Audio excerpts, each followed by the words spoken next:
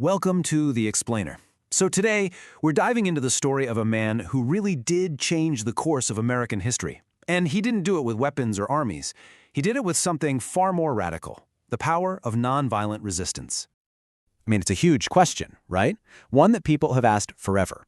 So let's unpack the strategy and the whole philosophy of Dr. Martin Luther King Jr. because, honestly, he gave one of the most powerful answers we've ever seen.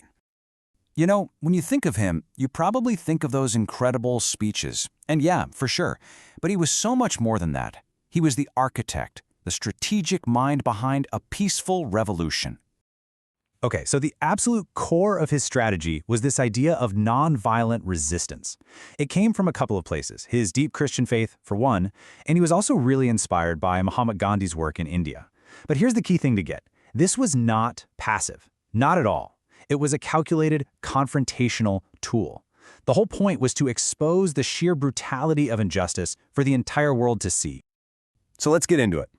Before he was this global icon, before all the famous marches and speeches, King's work actually started in a much smaller place. It began in the pulpit. He was a Baptist minister with one single powerful mission. And his goal?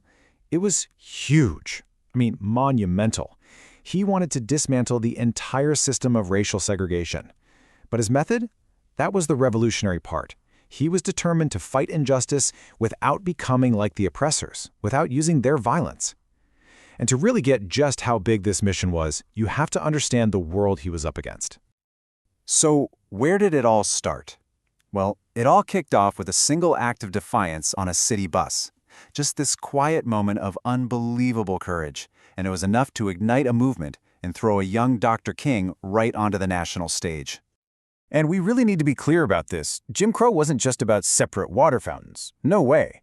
It was this deeply, deeply entrenched system, both legal and social, that was all about enforcing profound, daily, and often violent inequality. That was the brutal reality they were trying to tear down. So that single act led to the Montgomery Bus Boycott, which was really the first big test of nonviolent resistance on a massive scale.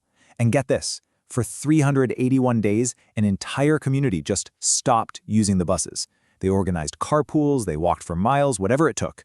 It was this relentless economic pressure. And it worked. The success was this incredible proof that disciplined, nonviolent unity could actually defeat segregation. It basically set the stage for everything that came next. All right, so with big wins like Montgomery creating this huge momentum, King and other civil rights leaders decided to go big. They set their sights on the nation's capital for a demonstration that would go down as a truly defining moment in American history. So the year is 1963. King is one of the leaders of this massive event, the March on Washington for Jobs and Freedom. And just picture it. He's standing in front of 250,000 people at the Lincoln Memorial. And it's right there that he gives one of the most iconic speeches, well, ever. That speech, that famous dream, was this powerful, powerful call for racial equality and economic justice. And it just resonated everywhere, all over the world. But here's the thing about King. Words were never the end goal. They had to be a spark, a catalyst for real, concrete action in the halls of government. And this is where you see the whole strategy just pay off, big time. You can draw a direct line from the moral pressure of those marches and sit-ins to actual landmark laws. I'm talking about the Civil Rights Act of '64 and the Voting Rights Act of '65. These things didn't just magically appear. They were the result of a huge political struggle and that relentless, nonviolent pressure that literally forced the nation to change. Okay, so by the mid-'60s, King is known all over the world for what he's accomplished, but his work wasn't done.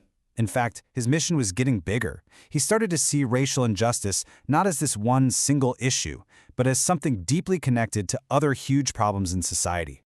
And in 1964, for his incredible leadership in this nonviolent struggle, Martin Luther King Jr. was awarded the Nobel Peace Prize. Just an incredible recognition of his work. So, in his last few years, King really broadened his focus. He became a major critic of economic inequality, even organizing a poor people's campaign to demand jobs and a decent income for everyone. And he also started speaking out really forcefully against the Vietnam War. He argued that you couldn't really have justice if you didn't tackle what he called the triple evils: racism, poverty, and war. To him, they were all tangled up together. But even as his mission grew, his time was running out. And though his life was cut short so tragically, the impact of his work, of his core ideas, well, it's just immeasurable. His assassination in 1968 was just a devastating blow. It absolutely shook the nation to its core. But here's the thing. You can take a person's life, but you can't kill an idea. And his death, as tragic as it was, could not extinguish the movement he built or the powerful ideals he stood for. And you can literally see the echoes of his work all over the place, for decades and across the globe. Think about the anti-apartheid movement in South Africa, or pro-democracy protests happening around the world. His philosophy of nonviolent resistance is still this powerful, effective blueprint for how to create change.